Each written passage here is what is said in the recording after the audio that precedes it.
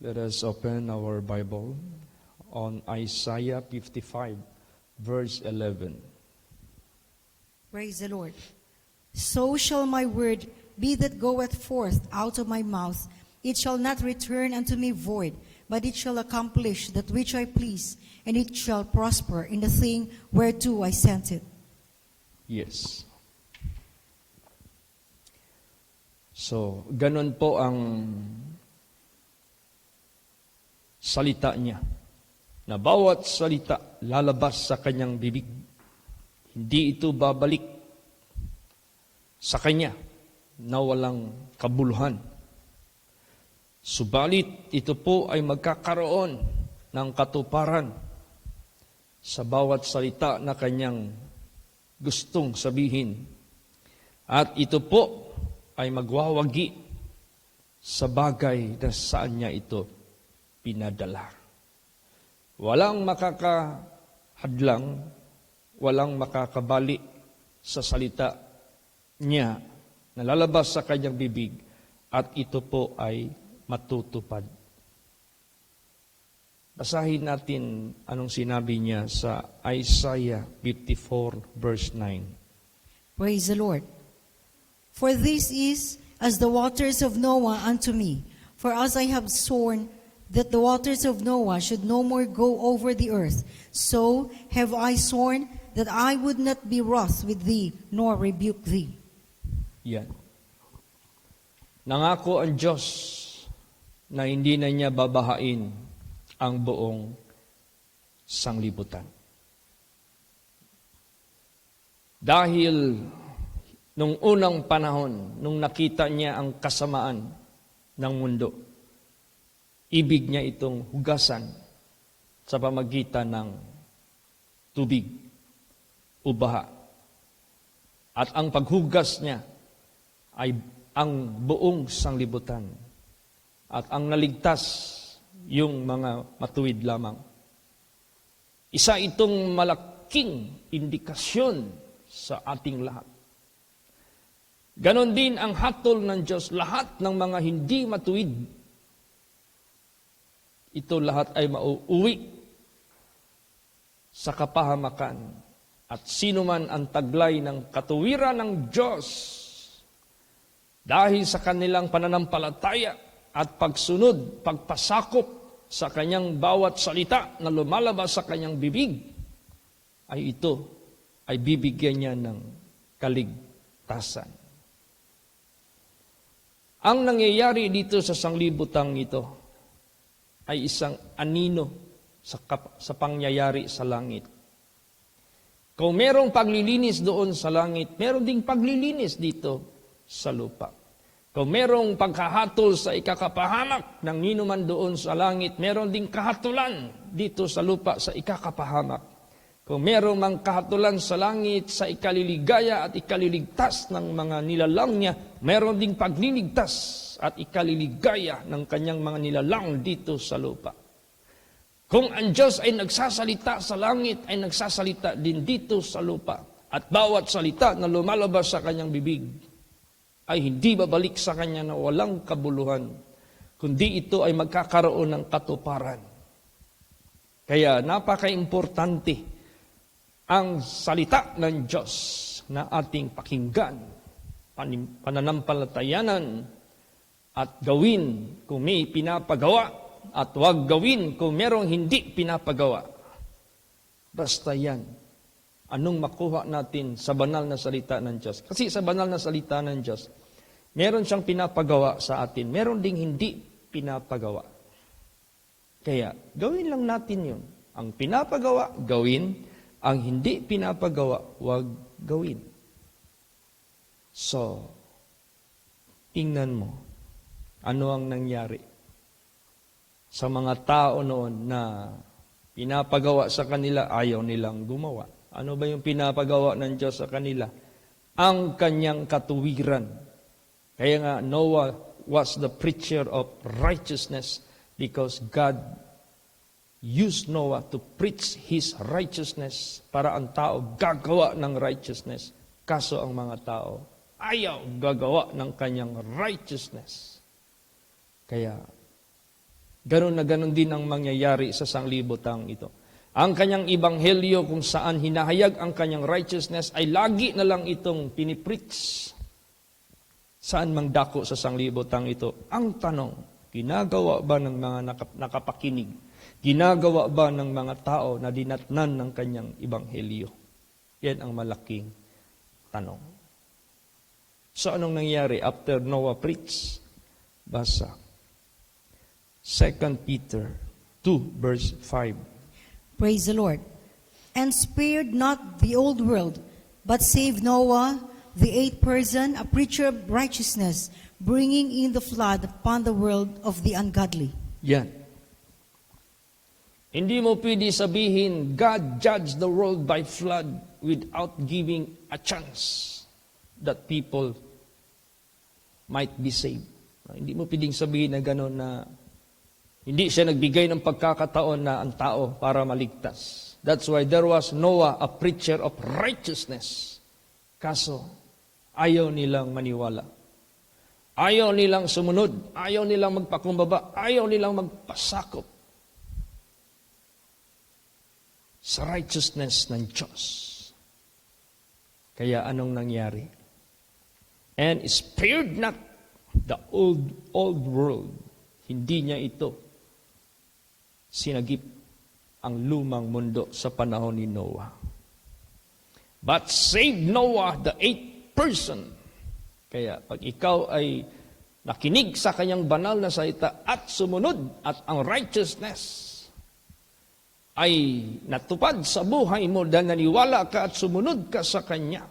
Kaya ngayong inaawit natin minsan dito, trust and obey. For there is no other way to be happy in Jesus but to trust and obey. Obedience and believing and trust. Manalig ka dyan sa ating Panginoong Diyos. Niligtas niya si Noah. 8 sila lahat. A preacher of righteousness, bringing in the flood upon the world of the ungodly. Lahat ng mga ungodly tinamaan ng baha at walang sino man sa kanila ang nakaligtas. Ganon na ganon din ang mangyayari pagdating ng panahon. Ano ang lumabas sa kanyang bibig? Hindi ito babalik sa kanya na walang kabuluhan. Bagkus ito ay matutupad at mangyayari. Kahit ayaw pa man maniwala ang mga tao, subalit, kawawa ang ayaw maniwala. Kapag ayaw kang maniwala sa salita ng Diyos, siyang ikakapahamak mo. Kaya nga ang gospel ni Lord Jesus Christ, salvation to those that will be saved, destruction to those that will be destroyed. Salvation to those who believe, destruction to those who refuse to believe. Kaya, tandaan natin ang kanyang banal na salita. Matutupad lahat ito. If you believe, you will be saved. If you will neglect and reject, you will be destroyed. Basahin natin. 2 Peter 3, 6 and 7. Praise the Lord. Whereby the world that then was, being overflowed with water, perished. But the heavens and the earth, which are now, by the same word, are kept in store, reserved unto fire, against the day of judgment and perdition of ungodly men. Yan. Ang sanglibutan na lumipas, na tinabunan ng tubig, nawala.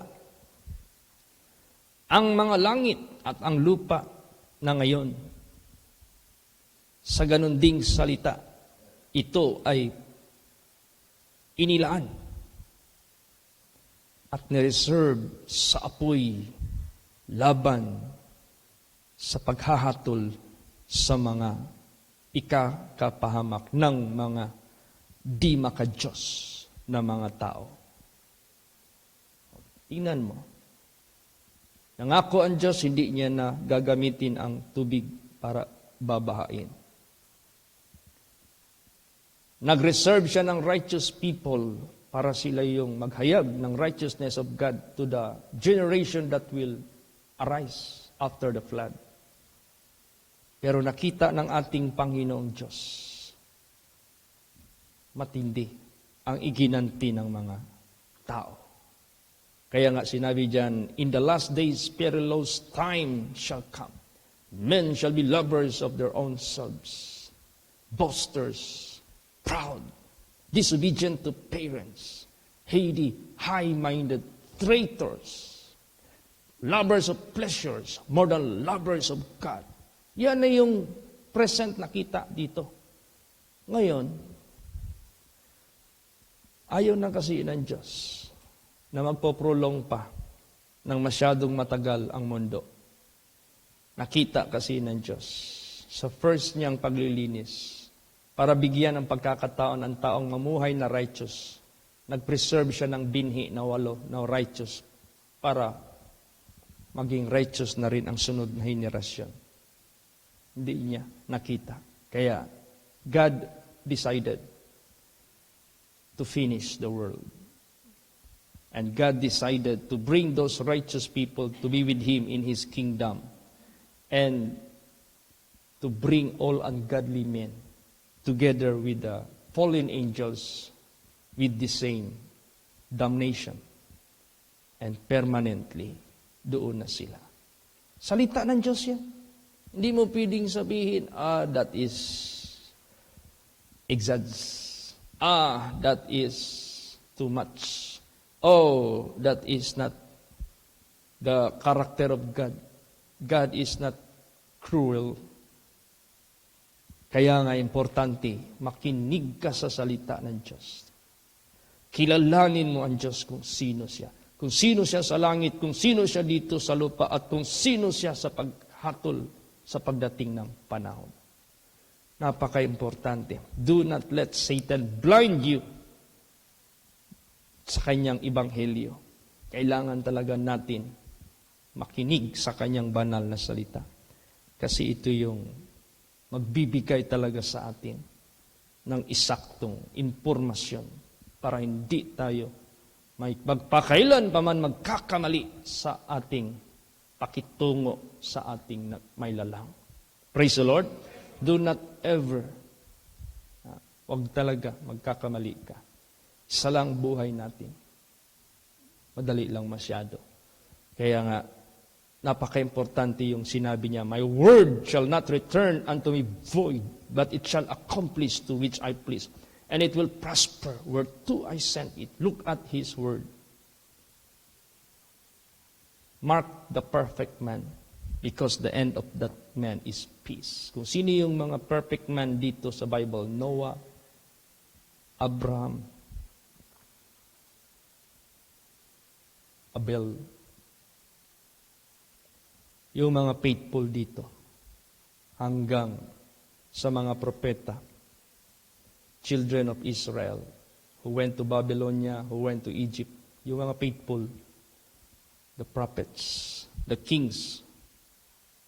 Not all kings are faithful. Piliin mo lang yung faithful. The major prophets, the minor prophets, the apostles, or the disciples, the followers of Jesus Christ. After Acts, after the congregations were established, may mga faithful dyan. Taga-Galatians, taga-Corinthians, taga-Romans, Philippians. Nandyan makikita mo.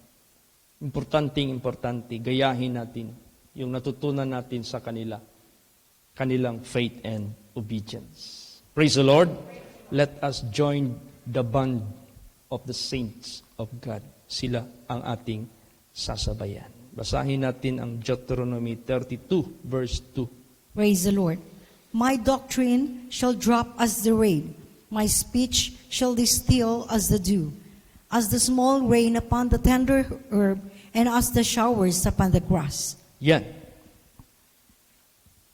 Ibig sabihin yan, imposible, nagpadala siya ng kanyang salita, walang idudulot na kabutihan dito sa lupa. Magdudulot talaga yan ng kabutihan. Kaya saan pa tatama ang kabutihan ng kanyang mga salita doon sa mga tanim na namumunga. Kaya, basahin pa natin Matthew 24:35. Praise the Lord. Heaven and earth shall pass away, but my words shall not pass away. Ganon ang guarantee na binigay ng Diyos sa lahat ng tao sa sanglibutan ito. Time will come. The sun will not shine, nor give his light, nor moon. Time will come. The stars will not remain as being hung in the space. Time will come. They shall fall. Time will come. This earth will be no longer matatawag nating best for to be the best for people to live. Magandang tirahan. Time will come. This will be burned. Lahat-lahat yan. Mangyayari yan. Kaya therefore, heaven and earth may pass away, but His word will never fail.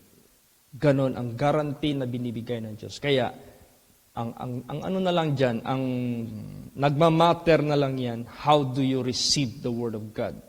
Praise the Lord! Lahat ng mundo, being covered by His knowledge, by His gospel. Nasa tao na lang yan, how you receive it, how you accept it, how you deal with it. Basahin natin. Luke 8:11 hanggang 14. Praise the Lord. Now the parable is this. The seed is the word of God. Those by the wayside are they that hear. Then cometh the devil, and taketh away the word out of their hearts, lest they should believe and be saved. They on the rock are they which, when they hear, receive the word with joy. And these have no root, which for a while believe, and in time of temptation fall away. And that which fell among thorns are they which, when they have heard, go forth, and are choked with cares and riches and pleasures of this life, and bring no fruit to perfection. Yan. Depende na lang yan sa tao na tumatanggap ng kanyang banal na salita. Merong uri na tao, the way siya magtanggap ng salita ng Diyos, parang nahulog lang ang seed sa wayside. Tinuka ng ibon. Ang ibig sabihin yan, pumunta ka sa simbahan, nakinig ka sa Word of God, hindi dibdiban. Pinapasok mo sa puso yung salita ng Diyos. Para ka lang nanood ng sine. Para ka lang nakinig ng kwento, ng story, ng ano pang istorya ng buhay ng tao or mga fairy tales. Paglabas mo, kinuha ng masamang espiritu. Wala pa rin. Pagdating ng tukso, parang walang natutunan. Pagdating ng pagsubok, parang walang Diyos na sandalan. Kasi wala eh. Yung Word of God, hindi pinapasok ng buong puso. Ganon yan. Ano pa? Meron ding nahulog doon sa stony. Ano yung stony? Tumanggap ka nga ng salita ng Diyos. Pero the way you receive the Word of God, nagmamatigasan ka pa. Hindi mo pinalambot yung puso mo. At dahil dyan, ang salita ng Diyos, hindi nakaugat ng malalim. Kasi kung pinalambot yung puso mo, nakabaon niya ng ilalim. Pero kung pinatigas yung puso mo, bato, alam mo ng bato, hindi naman maka-penetrate ang ugat dyan eh. Kaya pagdating ng init, sinabi dyan na tuyo. Pagdating ng pagsubok sa buhay, hindi nakayanan. Kasi kulang ang lalim ng ugat na tuyo. See? Ano pa? May nahulog din sa tinik, mga tinik, dawagan. Ano ibig sabihin nun? Magtanim ka, linisin mo yung lupa. Palambutin mo, linisin mo, kunin mo lahat ng damo. Nakinig ka ng Word of God. Hindi ka marunong magsisi. Hindi ka marunong mag-acknowledge ng kasalanan mo. Hindi ka marunong magpakumbaba, natamaan ka na nga, na-rebuke ka na nga, na-discover na nga yung pagkakamali mo. Ayaw mo pa rin magpakumbaba. Ayaw mo pa rin magsisisi. So, paglabas mo, hindi ka namunga kasi wala kang balak mag-surrender.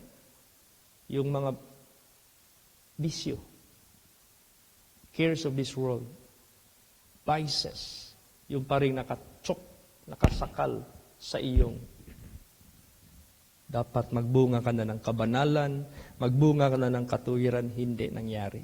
Kasi habang nakikinig ka ng Word of God, wala kang pusong mapagsisisi.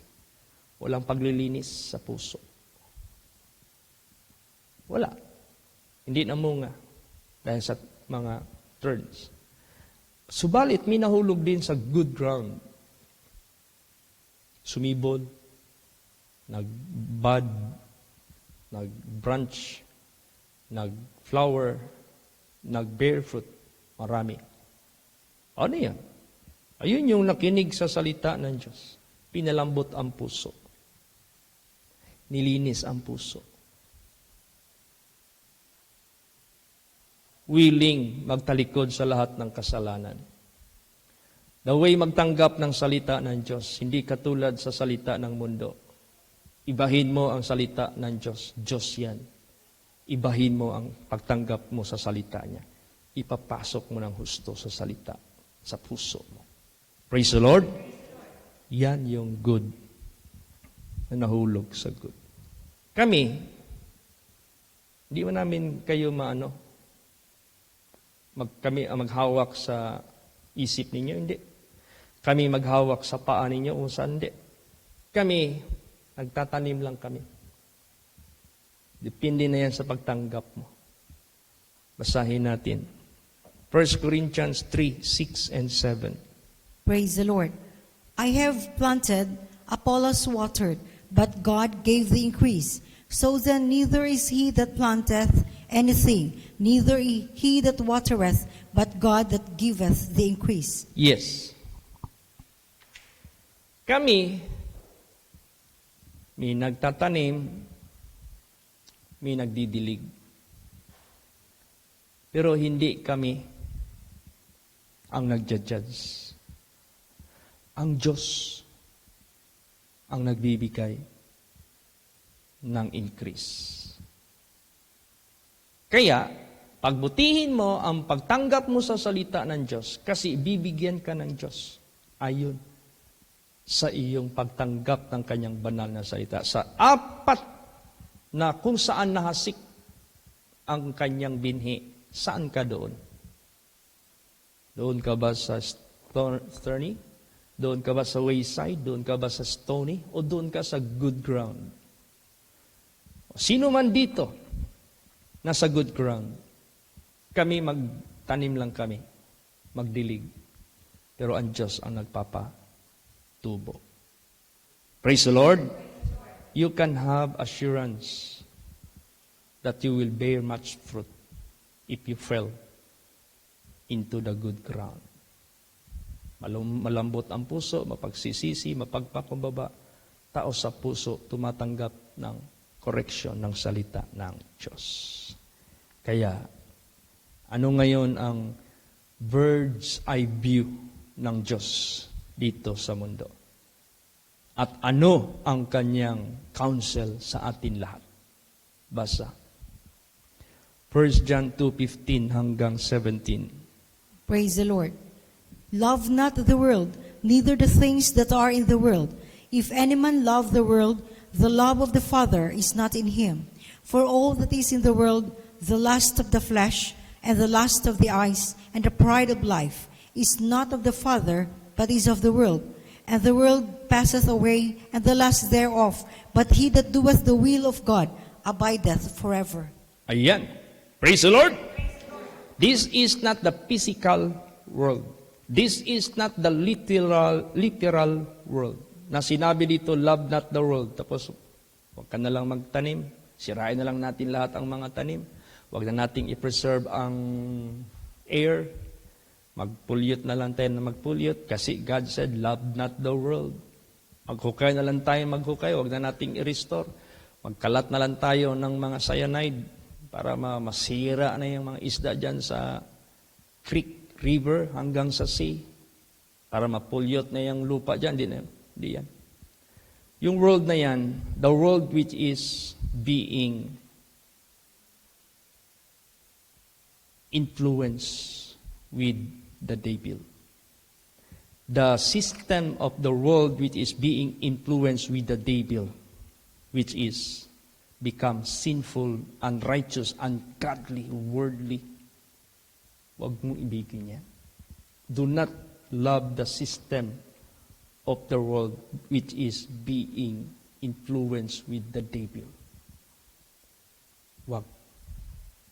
Love not the world, the system of the world, the ways of the world, which is influenced with Satan, the devil. Lahat nandito, lust of the flesh, lust of the eyes, pride of life. And that is true. Nagkukumit ang tao ng fornication, adultery because of the lust of the eyes.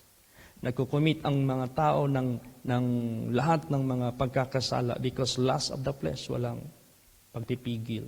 Pero nagsisimula yan sa lust of the eyes.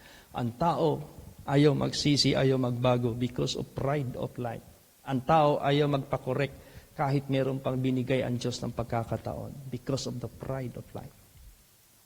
Yan yung ikakapahamak. The world passeth away and the lust thereof. But whosoever doeth the will of the Father, ano yung whosoever doeth the will of the Father abideth forever, yung tumanggap sa salita ng Diyos, sa good ground, ginawa niya. Ang righteousness ng Diyos, ginawa niya ang holiness ng Diyos. You will abide forever. Praise the Lord. Hindi ka mapapahamak. Kaya tandaan natin yan. Huwag nawa mangyari sa buhay natin na hinihintay natin yung puot ng Diyos sa ating buhay. Dapat kung meron man tayong hinihintay, yung pagkuha ni Jesus sa atin, either we are in the grave or still standing alive, kukunin tayo ng Diyos. Dahil tinanggap mo ang kanyang banal na salita, parang katulad sa good ground, nagbunga ka ng righteousness and holiness. Pero kung napamatigasan ka, kawawa tayo. O yan ang gagawin natin. Last verse, pakibasa. Romans 2 verse 5. Praise the Lord. But after thy hardness and impenitent heart treasurest up unto thyself wrath against the day of wrath and revelation of the righteous judgment of God. Yan. Sinabi yan ng Diyos, mangyayari yan. Matapos sa pagmamatigas at ayaw mapagsisising puso, ikaw ay nagtitipon laban sa iyo ng puot sa pagdating ng araw ng puot sa kapahayagan ng matuwid na hahatol, na maghahatol ng Diyos. See? Kaya, what are you waiting for? And what do you expect you will receive from Him? Gusto mong mag-expect ng kaligtasan, then see to it yung Word of God. Hindi mo yan ninineglect. Hindi mo yan nire-reject. Hindi mo yan nire-refuse. Kailangan yung Word of God na yan, accept it down deep into your heart. Love it, keep it until death, until Jesus coming, hanggang pagbalik ni Jesus Christ. Kaya, ganon. His word will never, that came out from His mouth, that will return unto Him void, but it shall accomplish to which He please, and it will prosper in the thing where He sent.